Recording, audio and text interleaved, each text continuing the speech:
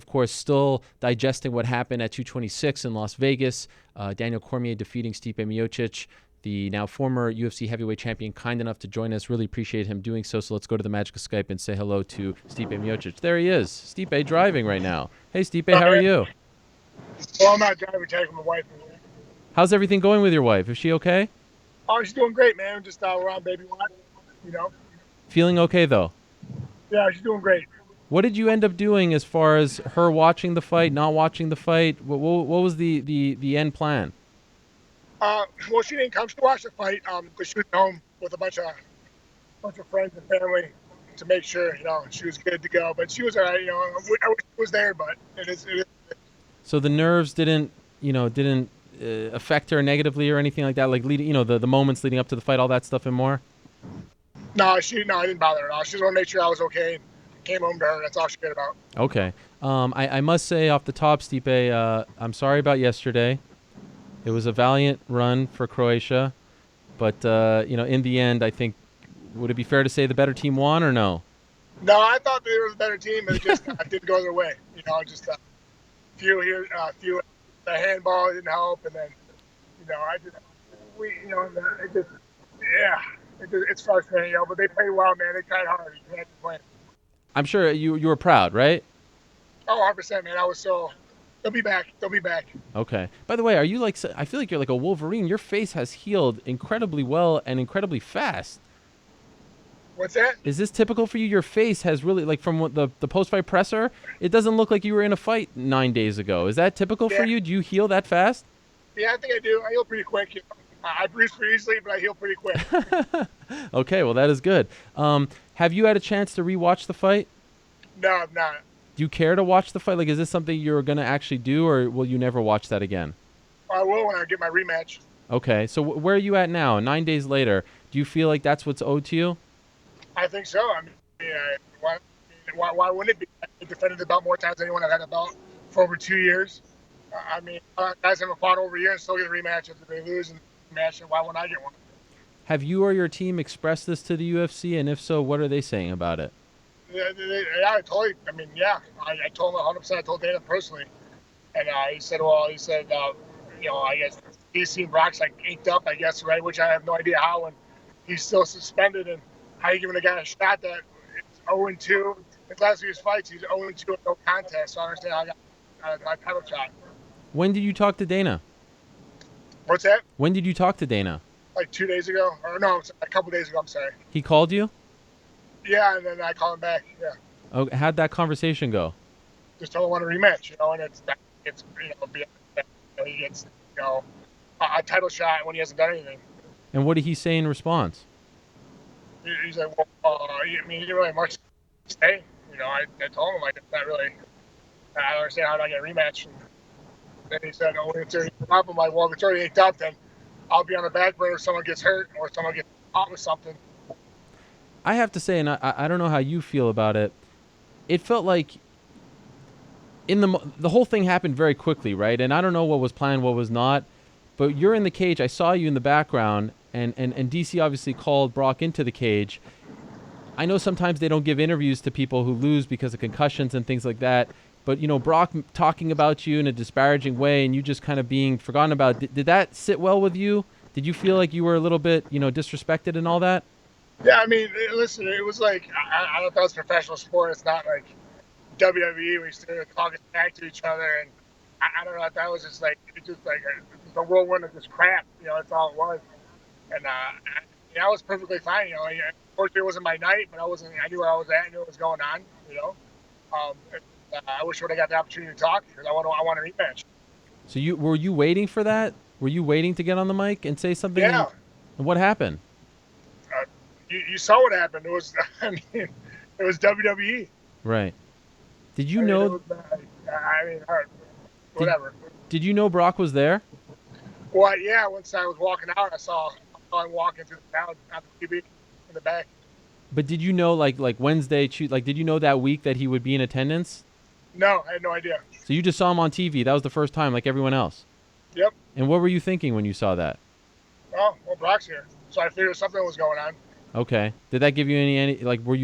Oh, now I'm extra motivated. This is the the prize at the end of this rainbow, something like that, or you just looked at No, it and moved on? no, I didn't care. Would you have addressed him the same way DC did had you won?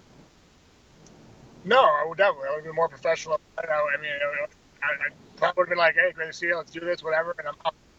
Would you have even talked about him? Would you? Because I feel like you wouldn't have even addressed him. Like, wouldn't even have talked like in reference to him. No, I mean, honestly, I didn't really care. I mean, he called me a piece of whatever. Yeah. I don't know why. I'm like, I'm not there. And the dude is 0-2, gets popped twice by USADA. Like, you're calling me that? Like, get out of here. When you heard him say that, what did you? What's that? When you heard him say that about you, how did you Yeah, I react? was walking back to the cage, said Gano too. Yeah. So Did you think about saying something to him or doing something in that moment, or not really? no, man, I wasn't going back in there. I don't play in that game. That's just drama and just like theatricals I don't need to be in because it's dumb. Like we're not in WWE, man. We're here, we're fighters, you know, and we're not here to like I don't know, start stupid drama and make it look like a soap opera. Yes, last week on the show, I talked about how I feel like this whole thing has been a black eye on the sport because it's one thing to go through what they did for 200, but to not learn the lesson and to bring him in the cage while he's still under suspension and still is 6 months, and we didn't even know if he was back in the testing pool when he came in the cage, to me is somewhat shocking. Like the fact that we're going to go and tell like Nick Diaz or Josh Barnett that they can't corner fighters while under suspension, but we're actually going to allow this guy to be in a UFC octagon and book him in a fight while under suspension. What are we doing here? Where's the punishment, right? Like there's no punishment. You're 100% right. I didn't know all that. Josh Burnett's not allowed to corner suspended. I mean, it does like that guy 100%. I mean, you're you know, it's that spot Casada, and there, yeah, the fight pretty much inked up. They said, oh, the testing pull back. I'm like, what is that? Like, you know, they can do what they want. It's like a popular club, you know. It's like whatever they want to make the you know, pay-per-views better. I'm like, but like that's the only way to go about it. Well, there's different rules for different people, right? And that's the problem. It should be the same set of rules for everyone else. Exactly. It's 100%. There's no set of rules, and it's stupid. Are you disappointed in Daniel for calling him out in that moment? Well, no, I don't know all about that. You know, people that positive can't corner people and stuff like that, but they allow him to go in there who's not even a testing pool yet, or you know, who's suspended. I don't understand that. And that irritates me more now. Thinking about that, yeah, I guess there's different standards, I guess, but I don't know. Yeah, there's per the USADA agreement with the UFC, if you're under suspension, you can't corner a fighter. Even Nick Diaz had a hard time getting into the building when his brother fought Conor McGregor. Josh Barnett talked about per the rules, you're actually not, and this is impossible to enforce, but you're actually not allowed to train with a UFC fighter. Like it's that stringent. And here he is in the cage. You know what I mean? Oh, interesting. That's funny. And then, but they allow him to come and just walk in the cage if he wants. Yeah, calling you guys names. I mean, I'm not trying to pick on Brock here, but I would just love to see uniformity amongst the rules. You know what I mean, and amongst the fighters as well. No, and that's different standards for different fighters, I guess. Can I ask you about the eye poke? This is something that a lot of your fans have been bringing up over the past week. In hindsight, how much did that affect you? I mean, it hurt. Definitely hurt. I mean, it didn't feel good. You know, I don't know. I'm not saying I lost. He was a better man that night, but it definitely fucking hurt. Who's side to swear? No, it's okay. And have you ever been poked like that before in a fight? I've been poked, but I mean, he was like a knuckle deep in there, maybe two. Whoa, really? It sucks. Do you feel like it was done intentionally? I don't know. I don't know. I was in the middle of a fight. Maybe it just happened. I don't know. I don't know. I'm under the belief that DC is better as a heavyweight than he is as a light heavyweight. He is stronger as a heavyweight. Obviously, you've never fought him at 205, but were you surprised by his power? Honestly, like he hit hard, but nowhere hard, nowhere there. He just kind of a good shot. I didn't see. You know, those are the shots that hurt. You know, and, I mean, the whole fight, I felt comfortable. The whole fight, I maybe I got too overconfident. I don't know, but honestly, it wasn't like nothing devastating.